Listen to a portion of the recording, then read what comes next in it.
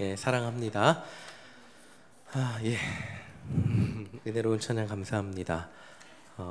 오늘 설교하면서 우리 잠시 생각해 보겠습니다. 제가 먼저 생각한 건데, 제가 먼저 새벽에 밤에 이제 조용할 때 설교 준비가 잘 되더라고요. 그래서 밤에 하는데 주로 먼저 생각을 해봤습니다. 제가 왜 예수님을 믿으며 살까? 눈에 보이지 않는 예수님, 실체로 보이지도 않는 예수님을 왜 믿으며 살아갈까? 생각을 해보았습니다. 한번 여러분들 생각해 보시라고 질문 드리는 거예요.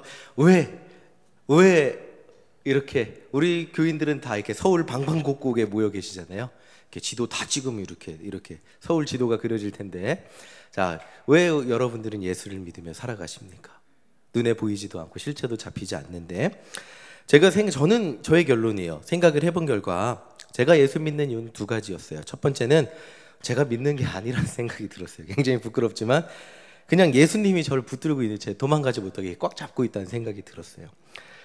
신학교 1학년 때 100% 목사가 되겠다고 들어간 게 아니에요. 저는 굳은 결심과, 제가 군대 가서 어떤 선임을 만났는데 이름이 이초석이었어요. 어떤 유명한 부흥사 목사님하고 이름이 똑같더라고요. 근데 그분의 비전이 뭐냐면 나는 이초석 목사님 같은 부흥사가 될 거다. 그랬는데 저는 신학생인데 2학년을 마치고 군대를 갔는데 나는 나중에 뭐가 돼야 되지? 목사가 돼야 되나? 하나님 시키면 해야겠지. 근데 꼭 해야 되나? 이런 생각을 가지고 있었어요. 굳은 생각과 미래에 대한 설계를 가지고 신학교에 들어간 건 아니에요. 저는 아무래도 먼 미래를 잘 그리지 못하는 타입인 것 같아요. 성격마다 다르겠죠.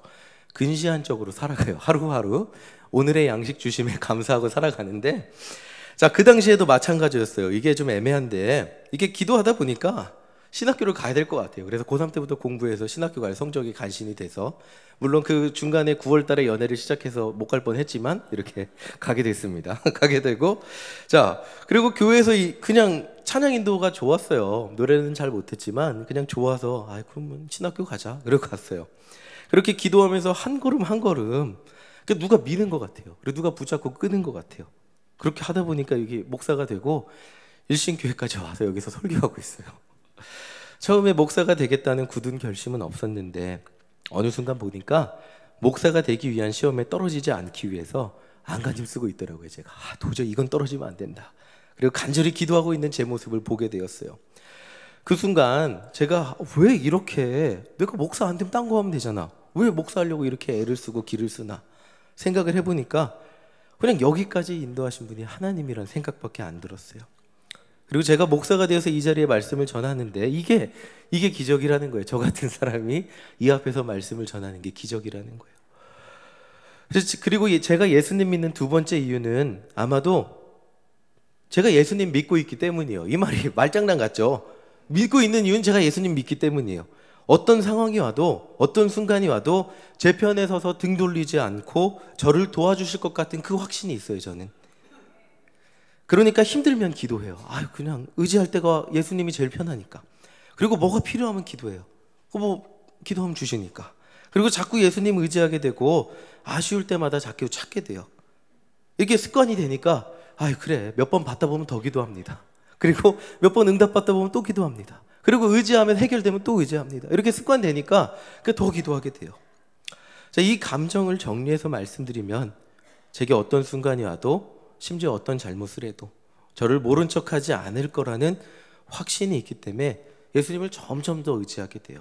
처음에는 이만큼 기도하면 들어주실까? 그랬는데 이만큼 들어주세요. 그러니까 그 다음 또 더 많이 기도하죠. 들어주실까? 이것도 들어주세요.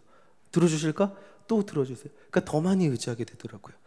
어느 순간에는 그래서 난 예수님 없이 살 수 없겠구나, 이 생각까지 들게 됩니다. 예수님이 제 인생의 구원자라고 생각되는 이유가 여기에 있습니다. 단순히 제 영혼의 구원자 되셔서 죽으면 천국으로 인도하는 이렇게 논리적이고 사변적인 분이 아니고, 그냥 제 인생 여정 전반에 있어서 계속 끊임없이 경험이 되시는 분이라는 거예요. 힘들 때 기댔더니 힘이 나고, 힘들 때 손잡아 달라고 눈물 흘렸더니 손잡아 주시고, 그런 분이 제 인생의 진정한 구원자라는 생각이 들었습니다. 그래서 저는 예수님을 믿는 것 같아요. 자, 오늘 말씀에 나다나엘이라는 사람이 등장을 해요. 이 나다나엘이라는 사람, 그렇게 유명한 사람은 아니죠. 전 처음에 죄송합니다. 몇 년 전만 해도 나다니엘로 알고 있었어요. 이게 더 익숙하니까 나다나엘이라는 사람이 있었어요. 자, 성경에 많이 등장하지도 않고 요한복음에만 잠시 등장하는 제자예요. 이런 나다나엘이 예수님을 만난 이야기 한번 보겠습니다. 나다나엘은 빌립이라는 친구를 잘 만났어요. 그래서 예수님 소식을 듣게 되는데 예수님은 빌립한테 먼저 나타나서 나를 따르라고 하셨어요. 그리고 이 빌립이라는 사람은 자기 혼자 예수님 믿은 게 아니에요. 나다나엘한테 가서 자신이 성경에 기록된 메시아 구원자 만났다고 전해줬어요. 그러니까 나다나엘이 예수를 만났죠. 요한복음 1장 45절 우리 함께 읽어보겠습니다. 우리 함께 읽겠습니다. 빌립이 나다나엘을 찾아 이르되 모세가 율법에 기록하였고 여러 선지자가 기록한 그 일을 우리가 만났으니 요셉의 아들 나사렛 예수니라. 자, 45절 보면 빌립의 말을 들어보면 자, 빌립이 혼자 한 게 아니죠. 가서 전했어요. 그러니까 나다나엘이 들었는데 구원자가 맞다는 강한 확신이 있어요. 자, 근데 나다나엘의 반응은 부정적이에요. 46절 우리 함께 읽어보겠습니다. 함께 읽겠습니다.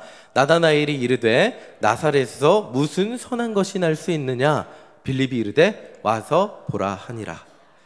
자, 나다나엘은 예수님의 고향, 이제 요즘 말로 스펙만 듣고 어떻게 나사렛 같은 그런 조그만 동네에서 무슨 구원자가 나옵니까?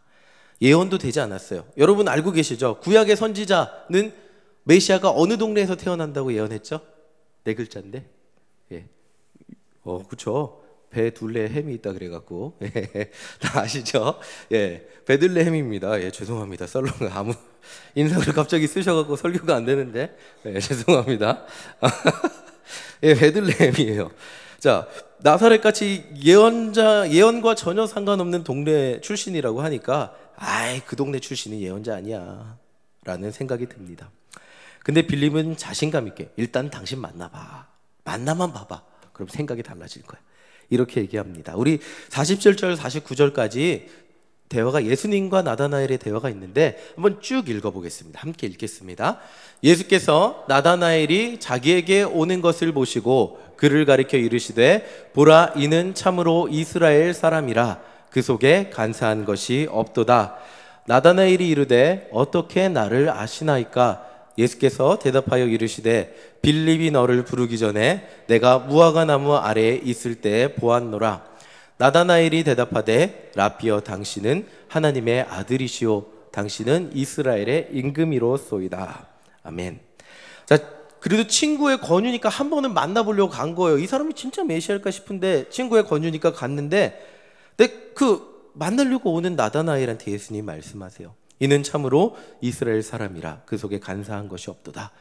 자, 이 칭찬을 하는데 칭찬은 고래도 춤추게 한다지만 처음 보는 사람한테 이런 칭찬 들으면 이게 진심으로 느껴질까요? 아니면 조금 어색하잖아요. 진심이 아니게 느껴질 수도 있잖아요. 근데 나다나엘이 이런 칭찬을 들은 나다나엘은 깜짝 놀라요. 그래서 48절 보세요. 48절 보여주세요. 다시. 그러면 보세요. 어떻게 나를 아시나이까 이래요. 당신이 나를 어떻게 알고 그런 칭찬을 하냐고 물어보는 거예요. 자, 근데 예수님이 뭐라 그래요? 빌립이 너를 부르기 전에 내가 무화과 나무 아래에 있을 때 내가 널 봤다고 얘기하고 계세요. 자, 이 말을 조금 더 쉽게 해드리면 빌립이 나에 대해서 너한테 얘기하기 전에 나는 너를 알고 있었다 이렇게 얘기하고 있는 거예요. 자, 다시 말하면 저기 건너편에 저기 멀리 저 끝에 편에 우리 김순영 장로님이 있는데 제가 김순영 장로님 알기 전에 그 전부터 미리 김순영 장로님이 저기 계시는 걸 알고 있었다라는 정도가 아니라는 거예요. 미리 저기 무화과 나무 밑에 저기 앉아있는 나다나엘 예수님이 이렇게 저기 나다나엘이라는 사람이 있었지. 나는 제 이름 알아. 제 성격도 알아. 제 마음도 알아. 단지 요 정도가 아니라는 거예요. 자, 다시 말하면 이 말은 나다나엘이라는 사람에게 예수님, 구원자에 대한 소식이 전해지기 전에 이미 예수님은 나다나엘이라는 사람을 알고 계셨고 보고 계셨다는 말인데 이 말이 조금 어려우시죠? 자, 예수님을 처음 만난 우리가 어디서 눈물을 흘려요? 언제 눈물을 흘려요? 예수님 처음 만나면 언제 눈물을 흘려요? 나는 이렇게 죄인인데 이렇게 죄악된 삶을 살았는데 예수님은 내가 예수님 알기 이전부터 나를 알고 계셨고 나의 모든 모습 보고 계셨고 모든 모습 다 아는데도 용서하시고 사랑하신다고. 하실 때 눈물이 나고 예수님 만났잖아요. 그리고 새로운 삶을 살라고 품어주실 때 우리는 예수님 앞에 우리 자신을 드리게 되고 예수님 믿고 살겠다고 결단하는 거예요. 그러니까 이 말이 뭐냐면 나다나엘은 그런 예수님을 만난 거예요. 단순히 저 멀리 있는 사람의 이름을 한 예수님이 아니고 그 사람이 어떤 사람이고 어떤 인생을 살았고 어떤 생각을 가지고 어떤 마음으로 하나님을 믿고 그 인생을 살았는지 이미 그 사람의 존재 자체를 다 알고 계셨다는 거예요. 예수님을 만나보니까 처음에는 이 사람이 진짜 구원자일까 의심이 됐는데 만나보니까 이미 나라는 사람을 다 알고 계시네. 그리고 나를 이미 벌써부터 보고 계셨네. 그 예수님이 내 모든 삶과 생각을, 내 모든 인생을 알고 계시고 있어요. 그 순간 아, 그렇구나. 내가 말도 안 했는데 나를 다 알고 있는 분이 계시구나. 그 순간 나다나엘도 예수님을 메시아로 인정할 수밖에 없었다는 거예요. 자, 그래서 49절 이렇게 고백을 해요. 자, 49절 함께 읽어보겠습니다. 시작. 나다나엘이 대답하되 라삐여 당신은 하나님의 아들이시오 당신은 이스라엘의 임금이로소이다. 예수님을 만난 나다나엘의 고백은, 이 고백은 우리의 고백과도 같아요. 사실은. 자, 그럼 우리의 고백, 내가 예수님 만났다고 생각하고 우리의 이름을 넣어서 한번 고백을 해보겠습니다. 나다나엘이 아니고 마정훈이. 여러분의 이름 두 글자인 분도 계시죠? 네, 저희 아내를 예로 들어서 박정희 이렇게 다 같이 운율을 맞춰서 함께 집에 가면 또 왜 무단으로 이름 도용했냐고 뭐라 그럴 수 있는데 자 우리 나다나엘 말고 우리 자기 이름 우리 넣어서 함께 읽어보겠습니다. 시작. 마정훈이 대답하되 라삐여 당신은 하나님의 아들이시오 당신은 이스라엘의 임금이로소이다. 아멘. 예수님을 만난 우리의 고백이 뭐라고요? 당신은 하나님의 아들이시고 당신은 이스라엘의 임금이시고 내 모든 인생을 아시고 받으시는 분입니다. 이 나다나엘이 예수님이 자기를 꿰뚫어 봤을 때 그것을 느끼게 되고 이렇게 고백할 수밖에 없었다는 거예요. 자, 근데 여기서 이 정도에서 끝나지 않아요. 자, 50절 51절 말씀 우리 함께 읽어보겠습니다. 함께 읽겠습니다. 예수께서 대답하여 이르시되 내가 너를 무화과 나무 아래에서 보았다 함으로 믿느냐? 이보다 더 큰 일을 보리라. 또 이르시되 진실로 진실로 너희에게 이르노니 하늘이 열리고 하나님의 사자들이 인자 위에 오르락 내리락 하는 것을 보리라 하시니라. 아멘. 자, 50절 말씀을 보면 다시 50절 보면 내가 너를 미리 알고 있었다고, 너의 인생, 너의 생각, 너의 모든 것을 미리 알고 있는 그 정도로 놀라느냐? 너는 이보다 더 큰 일을 보게 될 것이다 라고 말씀하는 그 큰 일이 뭔지 51절 보여주세요.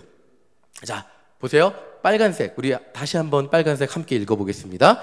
하늘이 열리고 하나님의 사자들이 인자 위에 오르락 내리락 하는 것을 보리라 하시니라. 뭐 생각나는 거 없으세요? 생각나는 거? 네, 있으시죠? 힌트, 창세기 28장. 네. 맞습니다. 네, 창세기 28장 11절부터 15절까지 우리 쭉 그 이야기를 읽어볼게요. 우리 함께 읽어보겠습니다. 시작.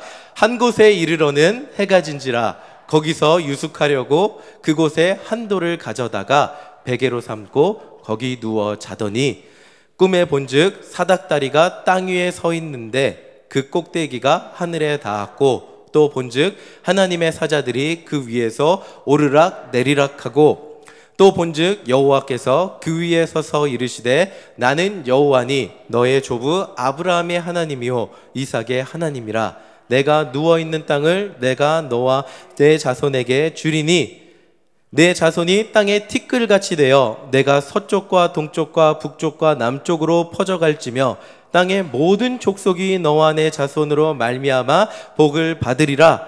내가 너와 함께 있어 내가 어디로 가든지 너를 지키며 너를 이끌어 이 땅으로 돌아오게 할지라. 내가 내게 허락한 것을 다 이루기까지 너를 떠나지 아니하리라 하신지라. 아멘. 예수님이 이 이야기를 가지고 더 큰 일을 보겠다 말씀하셨어요.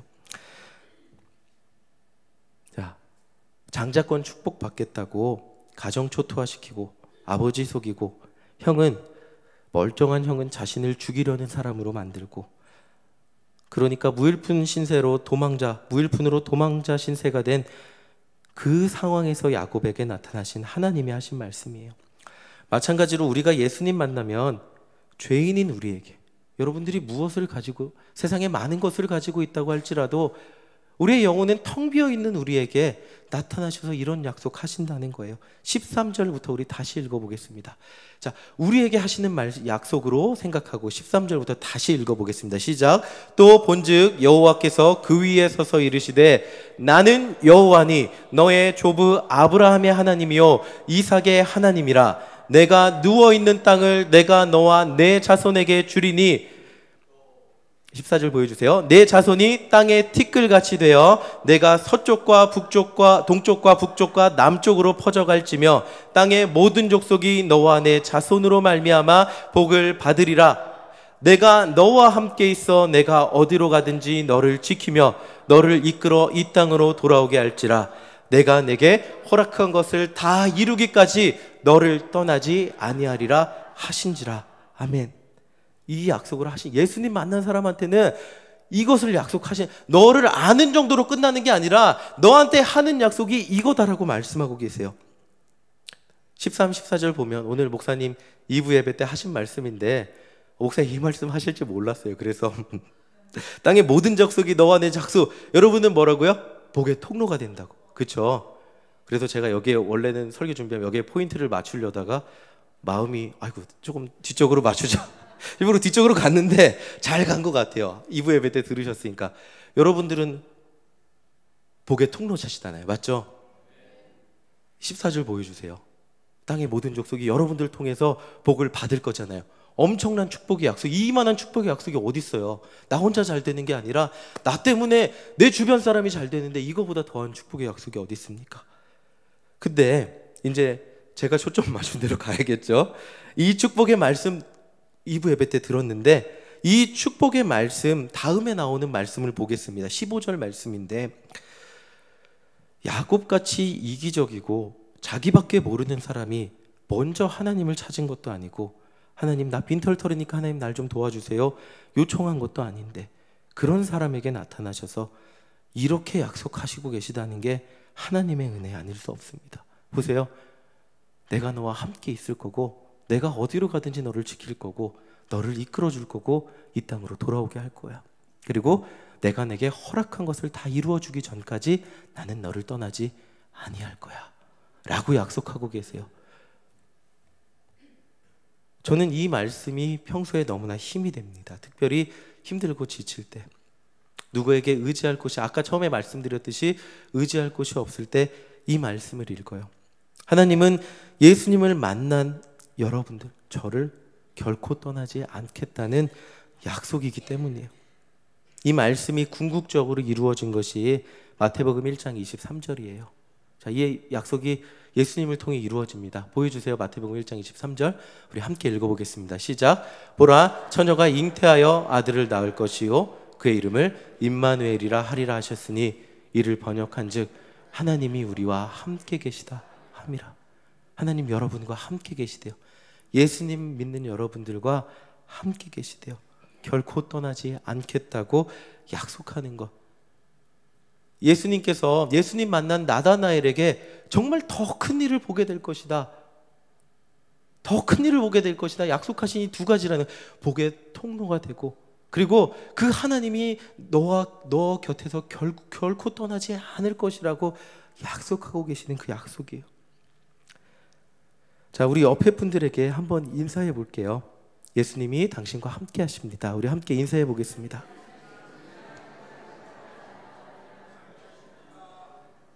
아멘. 예수님이 여러분과 함께 하시죠? 한 번 더, 그러면 앞에 뒤에 분들하고 인사해 보겠습니다. 예수님은 결코 당신을 떠나지 않으십니다.